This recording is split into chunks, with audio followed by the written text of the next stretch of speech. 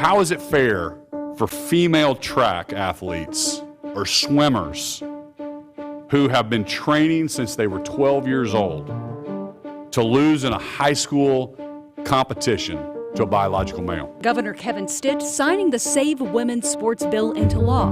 While some celebrate the move, I want to protect every girl, every young woman from having to compete against a guy in their sport. others SB 2 is simply trying to solve a problem that does not exist in the state. Proponents say that bill ensures girls get to compete fairly. Opponents say it's legislation targeted at trans women. News 4's Brent Skarkey is live at the Capitol tonight with more. Brent? Well, last year, the state Senate didn't even hear Senate Bill 2, which its authors call the Save Women's Sports Bill. But this year, the pro temp says thanks to recent events, circumstances have changed. And now that bill has passed through the Senate, it went on to the governor's desk. How is it fair for female track athletes or swimmers who have been training since they were 12 years old to lose in a high school competition to a biological male? It's not. It's simply not fair. And it will not happen in the state of Oklahoma.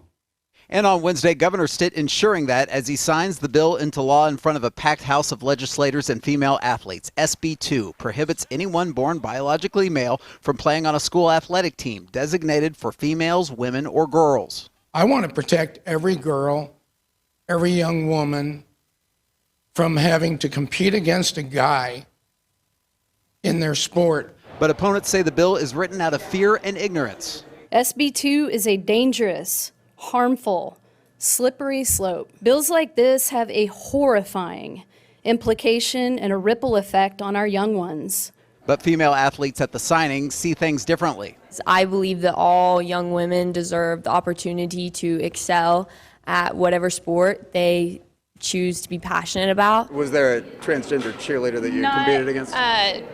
Well, maybe that I competed against. We don't know everyone we compete against, but not in my school. Last year, the NCAA said they would pull their events from states that passed similar bills, but college sports championships have been held in the last 12 months in some of the 12 states that have similar legislation.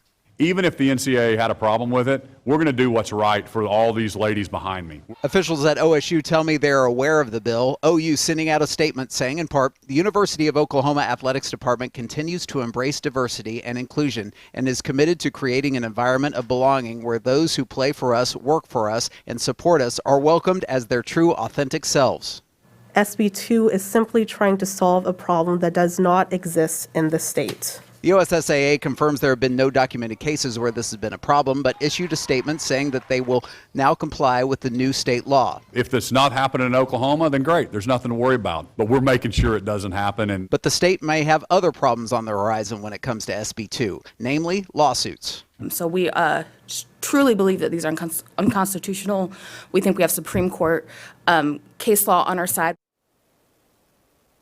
We reached out to the NCAA. We have not heard back with their response. We're live at the Capitol. Brent Skarkey, Oklahoma's News 4.